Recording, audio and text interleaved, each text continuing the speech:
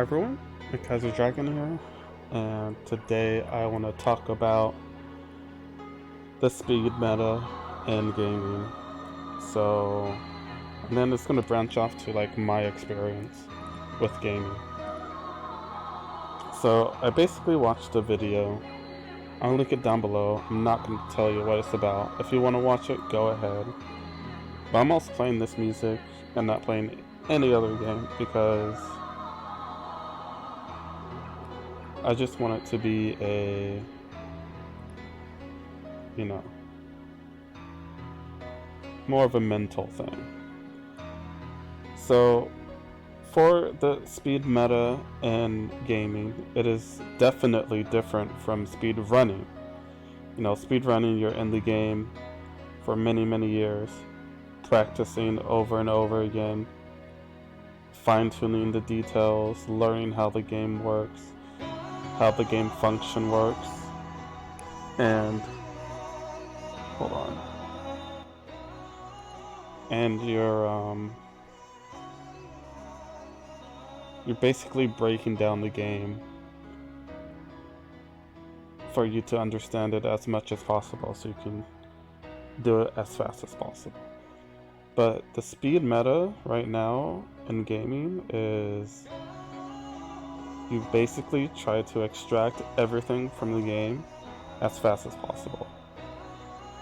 And you're wondering how's that different from speed running is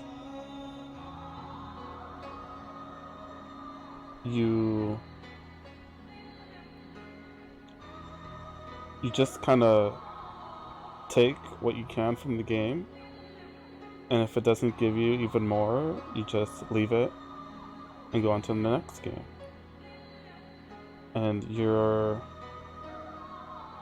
kind of building this situation where if other people don't keep up with you, then they fall behind. And falling behind in a game it's kind of not good. And then also on top of that, there are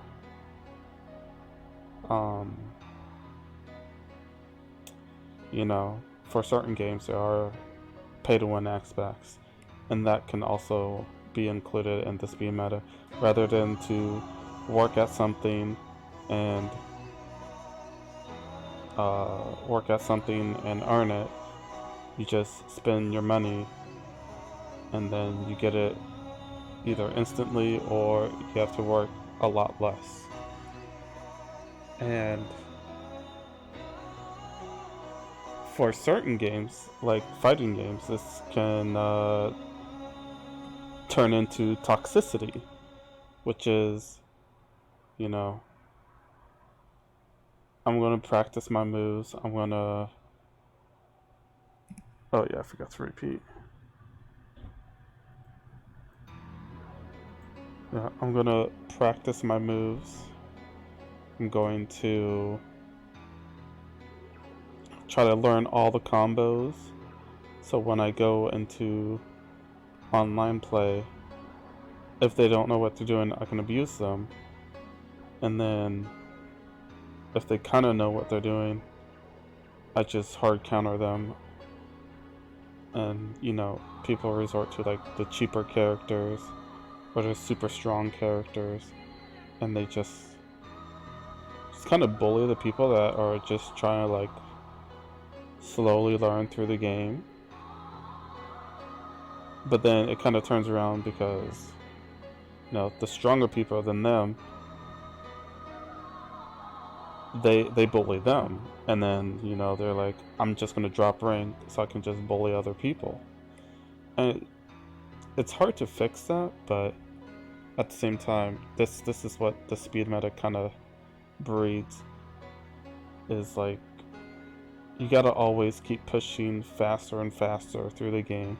You're not enjoying the experience, the full experience of the game, and that I feel like you're losing a lot. That like it's nice once you experience the game, and then you slowly start to speed things up, but not on day one of the game to rapidly try to progress, hit a top level, and then, you know, drain whatever else resources from that game, and then just move on to the next game. I know for some people they like to play a lot of multiple games, and I was one of those types of people.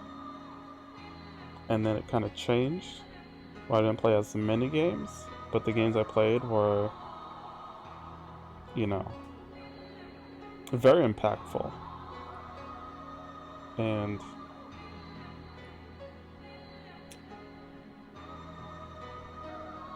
I feel like we're losing that in gaming right now. The experience that, a lot of people went through. And so I guess now's a good time to talk about my experience. And my experience is, escapism. A term used to escape the real world and truly dive into the game and experience. That's why another reason I'm playing this music. It's very impactful. So for me, back in the day, every game that I played had fantastic music, and that sucked you into the game. You was no longer on Earth. You was in whatever game you was.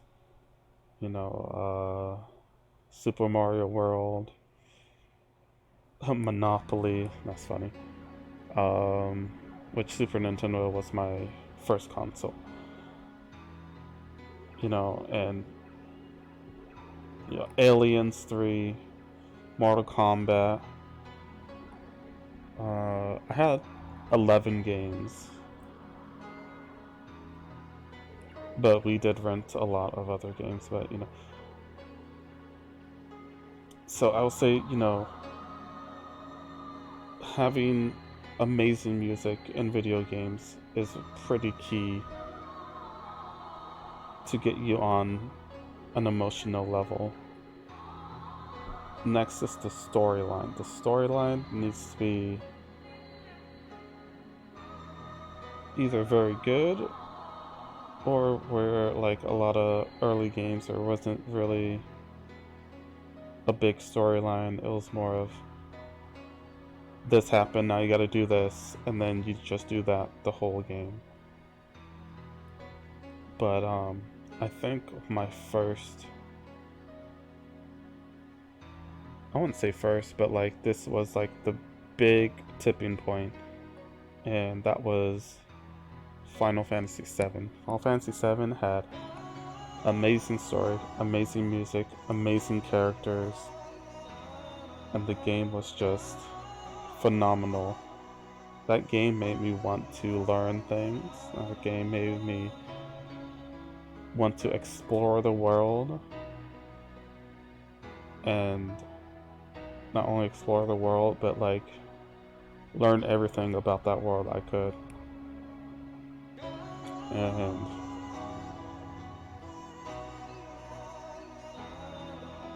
just and the thing is, like, when the game's that good, you can replay it over and over again. I know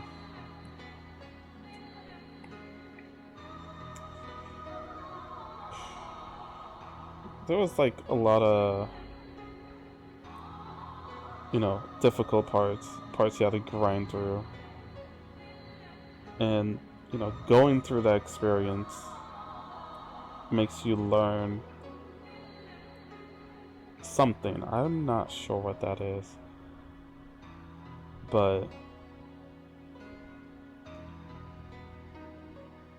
a lot of these games nowadays, they have a lot to be desired, because they're just missing so much compared to like the old stuff. I know like a lot of the old games you can play and you won't beat it for like 80 hours. You know, it'll take you 80 hours to beat, and then there's like a post game, and that will take you X amount of hours, usually like 100, 200, 300 hours to, you know, fully max everything out. And the feeling of just maxing out everything and doing everything in the game is just amazing. But, you know, the journey itself was also amazing. And you would gladly do it again.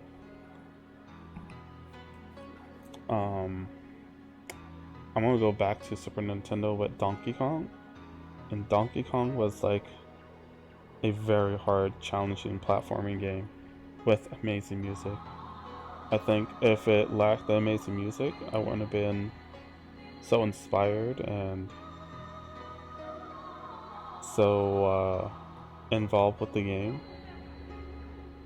But since they had that, you know, to me it's like one of my favorite platformers because the music is amazing, the characters are very nice, and you know, the story is simple, but the challenges they make you go through are very, very hard, but it seems kind of easy, and it's learning from, you know, your mistakes and trying to fix what you keep messing up on. And an example that I'm going to give two examples of, you know, sure, it's nice to, you know, cater to the weaker players, but at the same time, it builds something in you to, you know, just go through the struggle, and then when you finally complete it, it just feels so amazing. And I know one of the Donkey Kong games, I think it was on the what was it, GameCube? But I'm not sure which one, but like after a certain amount of times of you failing the map, you can, maybe it was on the Wii. I think it was on the Wii. You can they ask you, do you want us to beat the level for you? And that is just defeats the whole purpose of the Donkey Kong games, where it's a very hard struggle and you need to overcome it somehow. And they just ask you, we can just beat the level for you. They summon a silver Donkey Kong and he can't die, and he just blasts through the level. That doesn't teach people anything. And then for Nintendo Switch, I saw they brought back the Donkey Kong games. And I was like, oh sweet, I get to watch people suffer like I did. But not really, because it was more like an emulator. And you can save at any time.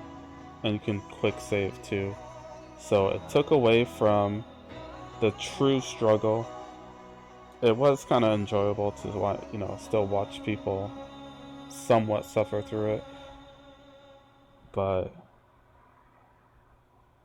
the full journey was, you know, not being able to do that. Getting to a save point was pretty difficult because you had to be levels before the save point, and a lot of those were pretty hard. And then to get to the next save point, you had to beat those new levels that you had no clue how to do. And if you didn't, you know, even sometimes even if you rack up like 60 lives, the learning of it can take like 30 lives, and then you're on the next level, and then you mess up the next level, and then, you know, you waste all your lives, and then you gotta do it again and do it again. or fight a boss. And it's like the pressure of trying to perform well, because you know, if you die, you're gonna have to do whatever you just did all over again. And I kind of miss that from gaming. And right now, like, I don't get that experience all that often, where back in the day, my escapism levels were through the roof. Like, I can just pick up a game and lose myself for countless days. It was very nice, because you know, a lot of us, we either couldn't make friends very well, or was just bad at life. And back then, people just judged you for that. And for me, I felt, one second.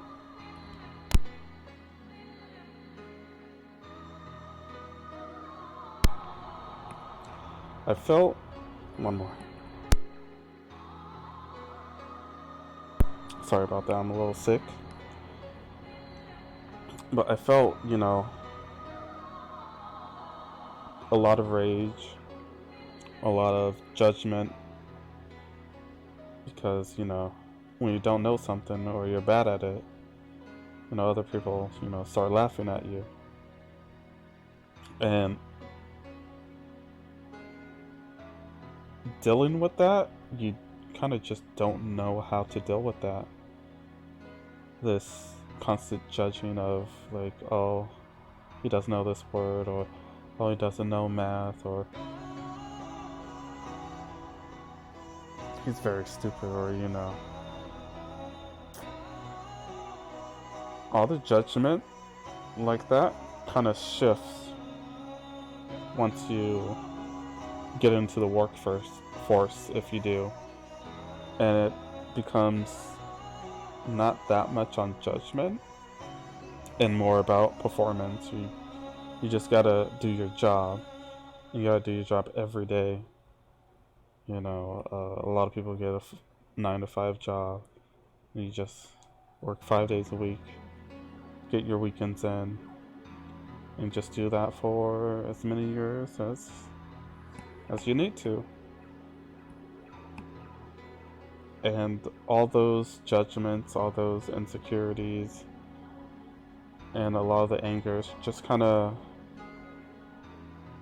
forgotten about once you get that job, because now you just gotta perform instead of learning. And of course, you know, there's learning once you get the job, but once you've been there for like a year or two, you know your job. You just gotta keep doing it every day. And like, no one's judging you. And the goals, I guess, are, well, like I said, the viewpoints. And I feel like, you know, back in the day, everything that was on my mind helped me to escape from that world and jump into these video games much easier. And there wasn't, you know, also on top of that, back in the day, you know, 1990s, 2000s, there wasn't that many distractions. You know, if you can afford cable, that's a distraction. But if you couldn't, and all you had was video games, well, that's all you could do, is either play video games or go outside and play. And having that level of focus on something can be very impactful. Where, you know, for me nowadays, I got 3 screens. I can have a video playing, I can have a stream playing, I can watch other videos, I can learn about these games, I can find the best way to do X, Y, or Z in my game. And it's very quick and fast information you can digest and just, take the easy route where you're basically on tutorial mode throughout the whole game, which we didn't have back in the day. And like the community and everything it stood for back in the day was completely different than it is now. And I feel like, what was it? I would say like 2015 is like kind of the downfall where games, just kind of stop using amazing music or giving you, challenging gameplay. And it's just been all about money and turning a profit that is an insane amount, or as much as possible, draining people of their money and just giving them bad gameplay, a bad experience. And sadly, we've learned to just kind of accept that. And at the same time, it's population overload, and it's kind of like a bad workplace. If you don't do your job well enough, or you're like slow because you're like not inspired to do it as much, they can just replace you. You're not the only one to, spend money on these games. And if you don't do it, someone else will. Because we kind of let them dig into our pockets. And, for the people that enjoy it, like, a lot, they want to, keep making the game experience better. But then, when they don't make the game experience better, we might be hoping that they might one day, and the truth of the matter is, like, they're just turning out worse and worse games, so people just spend more and more, and it's like the speed meta of, spending to get ahead, which is not what games should be about. I do understand, like, there is a place for that, but it doesn't need to be put in every single mobile game. It's just, the visuals look nice, the gameplay is okay, the music is alright, but another comparison is like the games back in the day was like a full course meal with dessert and I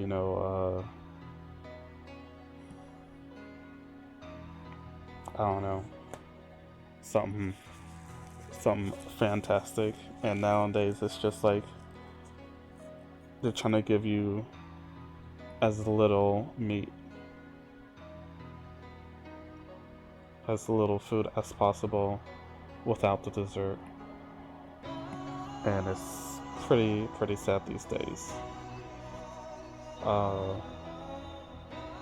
For me, like I said, back in 2015, I felt like the experience is not the same. There are some, good ones still, but I feel like the amazing experience is dying down. And I hope in the future we can change this. It won't be easy changing this since we let money dictate how our gaming experience becomes, which is not a good one. It's not a good one. So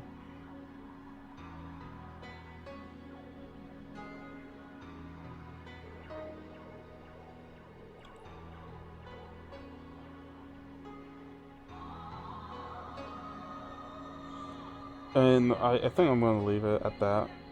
And I'm going to give you one more example about the speed meta. And that is like, think about, watching an anime and only watching the first and the last episode and skipping everything in between. Would you think that would be a good anime? Probably not. Because you have no clue what happened for them from the start to the end. Because you skipped all of it.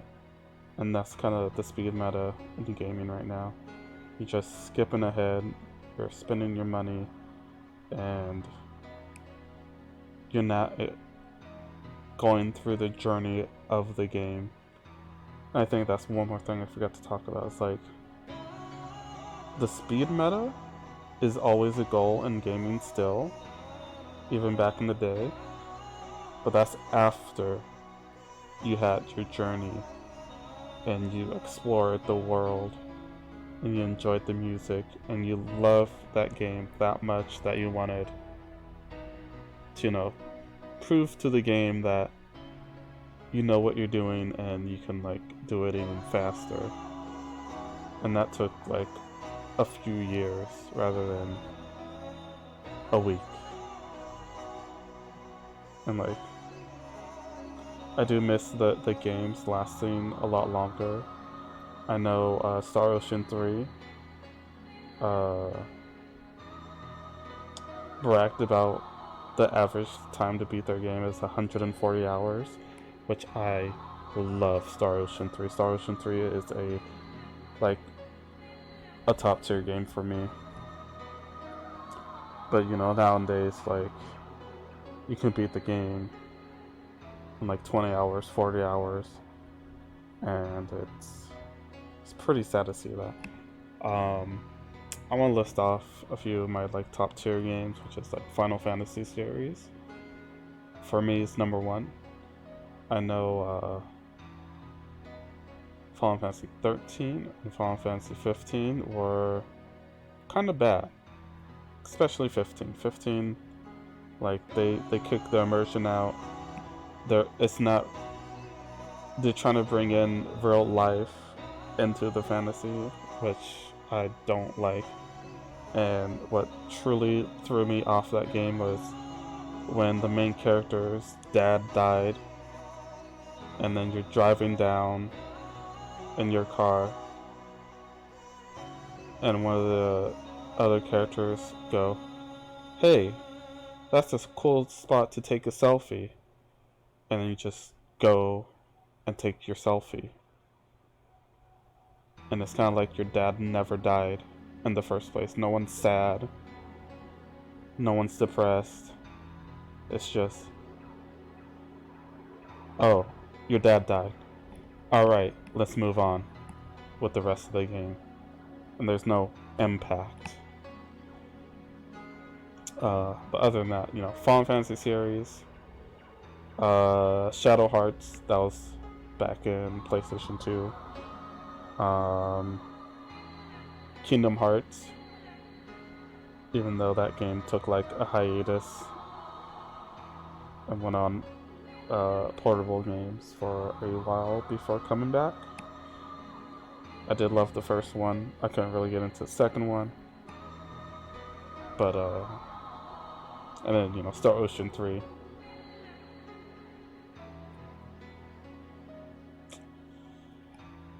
Let's see, Dynasty Warriors. I can't really think of too much that's super top tier. These, I straight out Final Fantasy is number one, but everything else can be moved up and down from top 2 to 6. And there's probably some games I'm missing. Oh yeah, Donkey Kong.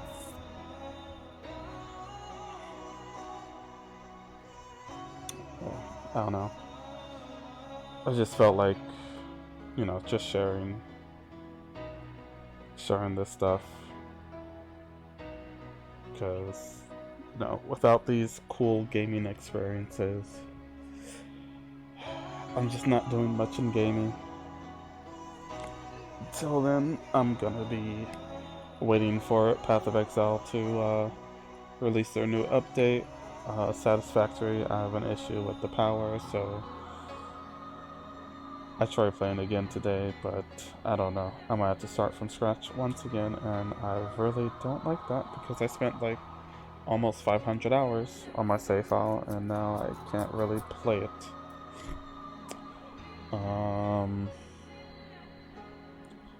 And we're just hoping the future MMOs are just phenomenal, because having an experience where you are just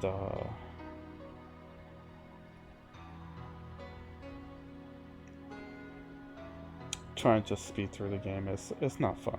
It's not fun after a while. You need to enjoy the experience. And I think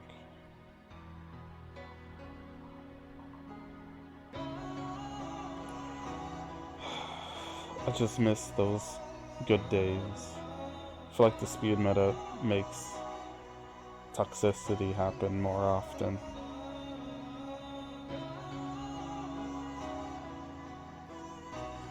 And it's also, you know, the internet. The internet spreads information a lot faster.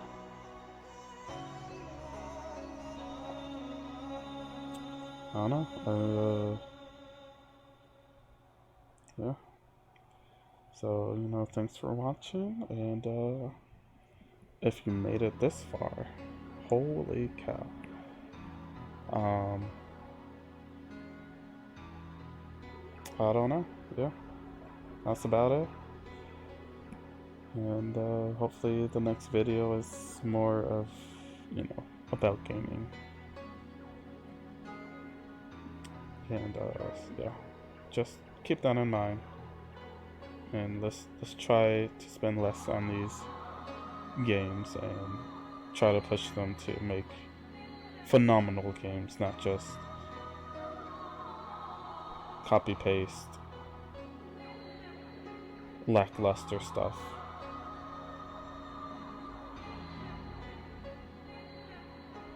Goodbye.